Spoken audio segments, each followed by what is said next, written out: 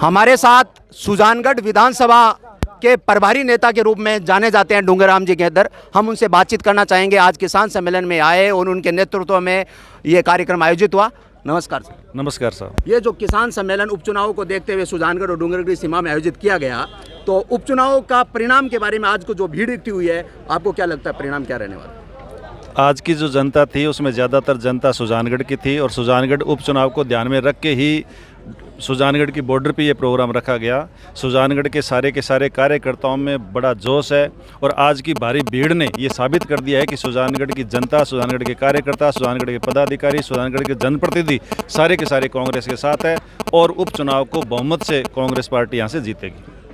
वर्तमान में सुजानगढ़ में उपचुनाव होने वाला है मार्च के लास्ट में, अप्रैल के फर्स्ट वीक में, तो यहाँ से कांग्रेस का संभावित उम्मीदवार मनोज मेघवाल माने जा रहे हैं। क्या आप कहना चाहोगे कि यही होंगे उम्मीदवार? हाँ, संभावित के बारे में तो कह ही सकते हैं कि क्योंकि मास्टर भंवरलाल जी का एक क्षेत्र है सुजानगढ़ और सुजानगढ़ के अंदर मास्टर भंवरलाल जी के बहुत बड़े कार्य किए गए हैं। सुजानगढ़ की जनता में मास्टर भंवरलाल जी के प्रति बहुत बड़ा स्नेह है। आज उनके सपुत्र हैं एडवोकेट मनोज कुमार मेघवाल जी और एडवोकेट मनोज कुमार मेघवाल जी जब से पिछले 2-3 महीने से पार्टी में या राजनीति में सक्रिय हुए हैं, उसके बाद इन्होंने अपने आप में इतना बड़ा डेवलपमेंट किया है कि आज वो एक इस क्षेत्र की जनता के नेतृत्वकर्ता के रूप में उभर करके सामने आए हैं। तो निश्चय ही केंद्रीय नेतृत्व, राज्य का नेतृत्व है वो संभावित उम्मीदवार के रूप में मास्टर भंवरलाल जी के लड़के एडवोकेट मनोज कुमार मेघवाल जी को देखता है। राज्य के नेतृत्व ने आपको नगरपालिका के चुनाव में यहाँ पर प्रभारी बनाकर भेजा और सुजानगढ़ में आप कांग्रेस का बोर्ड बनाने में सफल हुए, बिदासर में दूरी रह गई, तो आप जनता के बीच गए। जनता का मूड क्या है? हारना और जीतना तो अलग बात है, जनता का मूड क्या है?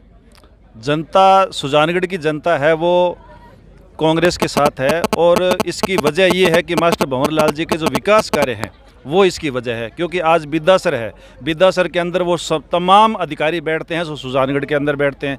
तो बिदासर की जनता को किसी भी कार्य के लिए सुजानगढ़ जाने की ज़रूरत नहीं है। आज सुजानगढ़ भले ही एसपी और कलेक्टर नहीं बैठते, लेकिन इसके अलावा total additional SP, ADM, total जो सुविधाएं हैं, आपका डीटीओ, टोटल जो सुविधाएं हैं वो सुजानगढ़ के अंदर दी है, वो मास्टर भंवरलाल जी की देन है। मास्टर भंवरलाल जी विकास पुरुष थे और इसी वजह से आज कांग्रेस पार्टी के साथ सारे के सारे कार्यकर्ता हैं और कांग्रेस पार्टी यहाँ बहुत मजबूत स्थिति में है। बिदासर में हार के क्या कारण रहे? बिदासर में हार के कोई कारण नहीं रहे। वोट हमें ज़्यादा मिले हैं बीजेपी से हमें लगभग 550 वोट ज़्यादा मिले हैं, लेकिन वोट यानी सीटें जीतने का थोड़ा सा अंतर रह गया। कहीं हमें ज़्यादा वोट मिले, कहीं थोड़े से कम वोट मिल पाए, तो इसकी कोई वजह नहीं है। लेकिन फिर भी हम लोग वाइस चेयरमैन बनाने वहाँ कामयाब हुए। कांग्रेस के बहुत बड़े नेता विधानसभा के पूसाराम गोदारा खुले मन से पार्टी के साथ आ गए हैं, इनके बारे में क्या कहना चाहोगे? पूसाराम जी गोदारा इस क्षेत्र के बहुत बड़े लीडर हैं, किसान नेता हैं और पिछली बार विधानसभा का चुनाव निर्दलीय लड़ करके 1000 वोट लेकर के रतनगढ़ से वो गए हैं। तो उसके बाद इन्होंने कांग्रेस पार्टी ज्वाइन कर ली थी और आज सुजानगढ़ के उपचुनाव के अंदर वो पूरे की पूरी तरह से अपनी पूरी टीम के साथ कांग्रेस पार्टी के साथ है। इससे कांग्रेस पार्टी को बहुत बड़ा बल मिलेगा और कांग्रेस पार्टी को बहुत बड़ी मजबूत स्थिति में आएगी। कल बहुत बड़ी घोषणा राज्य सरकार ने की है, बिदासर में कन्या कॉलेज सुजानगढ़ में कन्या कॉलेज मास्टर भंवरलाल के नाम से खोलने में और बिदासर में जो कॉलेज है स्नातक स्तर में बीएससी बीकॉम करने में और पीजी स्तर में, क्या ये आने वाले सत्र से शुरू हो जाएगी? हाँ बिल्कुल, ये जल्दी ही जो घोषणाएं हुई है वो शुरू होने वाली है। क्योंकि जब पीछे कुछ इधर विकास के कार्यों का लोकार्पण किया गया माननीय मुख्यमंत्री जी द्वारा, तो उसी दिन माननीय मुख्यमंत्री जी ने कहा था कि आज भले ही हमारे 4 विधायक 4 सीटों पर नहीं है, लेकिन उनके प्रतिनिधि के रूप में मैं कार्य कर रहा हूं। और ये विकास कार्य की घोषणा करके उन्होंने ये साबित कर दिया है कि वो जो 4 विधानसभा की सीटें खाली है, उन 4 सीटों पर वो विधायक प्रतिनिधि के रूप में हमारे मुख्यमंत्री जी काम कर रहे हैं। ये बहुत खुशी की बात है। एक 5000 की आबादी पर महात्मा गांधी इंग्लिश मीडियम खोलने का बजट में एक प्रस्ताव दिया गया है, अशोक गहलोत जी के द्वारा बजट जारी किया गया है, कब तक लागू हो जाएगा? वो जल्दी ही जो घोषणा की है, क्योंकि माननीय मुख्यमंत्री जी अशोक गहलोत साहब जो भी घोषणा करते हैं उसे लागू करने के लिए करते हैं और पिछले जो घोषणा हुई उन्हीं को लागू करने का प्रयास किया जा रहा है।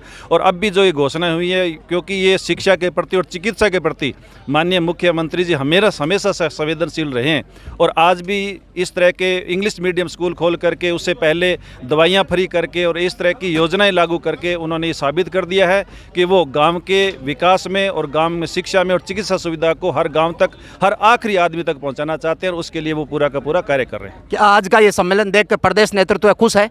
हाँ, आज पूरी तरह से, जैसे अजय माकन जी ने तो कहा था कि जितनी भीड़ टेंट के अंदर है उससे ज़्यादा दुगनी भीड़ है वो टेंट के बाहर है, तो इससे साबित हो गया कि वो पूरे के पूरे यहाँ से खुश होकर के गए हैं और उन्हें ये महसूस हो गया है कि यहाँ ये आज हमारा किसान सम्मेलन बहुत ही मजबूत स्थिति में और बहुत ही सफल रहा है। एक ही मंच पर सचिन पायलट और अशोक गहलोत जी आए, उसके बारे में क्या विचार? देखो, ये कांग्रेस पार्टी का मंच है और दोनों के दोनों कांग्रेस पार्टी के नेता हैं। अशोक गहलोत साहब हमारे राजस्थान के यशस्वी मुख्यमंत्री हैं, सचिन पायलट साहब हमारे पूर्व प्रदेश अध्यक्ष हैं, वो भी हमारे नेता हैं, तो इसमें कोई संशय वाली बात नहीं है। दोनों एक है और हम पूरी की पूरी कांग्रेस पार्टी एक है। धन्यवाद। हमारे साथ थे डूंगरराम जी गेदर, जिनको प्रदेश कांग्रेस नेतृत्व में ने बिदासर और सुजानगढ़ के नगर पालिका चुनाव में, नगर परिषद के चुनाव में प्रभारी बनाकर भेजा था और निश्चित तौर पे इनके नेतृत्व में उपचुनाव में पार्टी को विजय मिलेगी या हार मिलेगी, यह तो आने वाला समय ही बताएगा, लेकिन ये अपनी तरफ से जी जान लगा के कोशिश कर रहे हैं। हमारे साथ है डूंगरराम जी गेदर। जय हिंद, जय भारत।